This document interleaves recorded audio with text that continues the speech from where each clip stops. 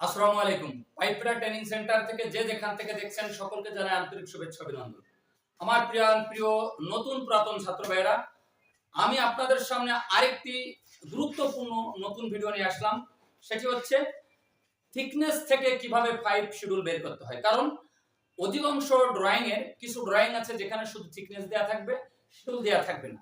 আর কিছু ড্রয়িং আছে শিডিউল দেয়া থাকবে, থিকনেস দেওয়া থাকবে না।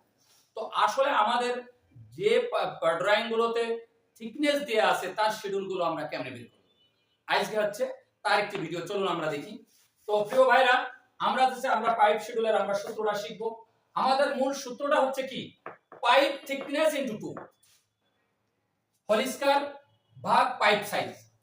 আমি আবারও বলছি, আমরা যখন শিডিউল বের করব, আমরা যে পাইপের থিকনেসটা আছে সেই থিকনেসটা বসাবো ইনটু 2 দেব, দিয়ে এর স্কয়ার দেব ব্র্যাকেট দিয়ে, ভাগ পাইপ সাইজ, মানে এই কত ইঞ্চি পাইপের আপনি শিডিউলটা বের করবেন সেই পাইপ সাইজটা দিবেন এখানে। তো চলুন আমরা, ধরুন একটা পাইপের থিকনেস আছে 10.97, ব্র্যাকেট দেন ইনটু এই 2 দেওয়ার পরে আপনি এর স্কয়ার দেন ভাগ পাইপ সাইজ। আমাদের পাইপ সাইজ কত? পাইপ সাইজ, তাহলে পাইপ সাইজ 6 ইঞ্চি। এবার আমাদের কি করতে হবে?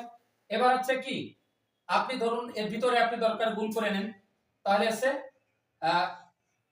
আপনার 10.97 ইনটু 2, তাহলে 21.94 স্কয়ার ভাগ 6 দিলে আপনার আসবে আছে কি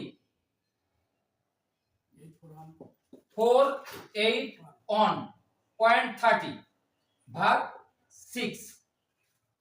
এবার দেন আসবে আছে কি 80.22 শিডিউল।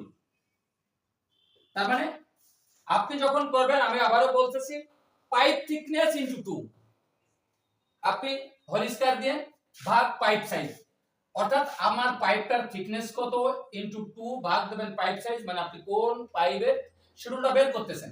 তখন আপনি ধরুন একটা পাইপের থিকনেস আছে 10.97 শিডিউল ইনটু 2 স্কয়ার ভাগ 6, 6 ইঞ্চি আমার পাইপ। আপনি মাঝখানে দরকার গুণ করেন, আপনার 21.94 আসবে ভাগ 6, আবার এই হোল স্কয়ার দিলে এর আসবে কি 481.30 ভাগ 6। আপনি এর সাথে ভাগ করলে আপনার আসবে 80.2.2 শিডিউল। অর্থাৎ আমাদের এই পাইপটা আছে 80 শিডিউলের একটা পাইপ। যদি যে পাইপের থিকনেস আছে 10.97, এই পাইপের শিডিউল আছে 80 শিডিউলের একটা পাইপ।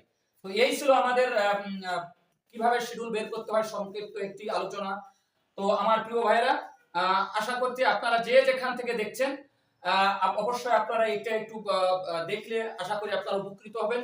তো সর্বপ্রথম আমার বিদেশে প্রতিটি ভাইকে মুদার্ত আহ্বান জানাবো, আপনারা কাজ না শিখে কেউ বিদেশ যাবেন না। আমি দীর্ঘ 11 বছর সেখানে ছিলাম, আমি সেখানে পাইপিং সুপারভাইজার হিসেবে কাজ করেছি। তো আমি ফিল্ডে দেখেছি যত বিপদ, যত সমস্যা, তার একটি কারণ কাজ না জানা। তাই আসুন কাজ শিখুন, আপনার সুন্দর ভবিষ্যৎ গড়ুন। আসসালামু আলাইকুম ওয়া রাহমাতুল্লাহি ওয়া বারাকাতুহু।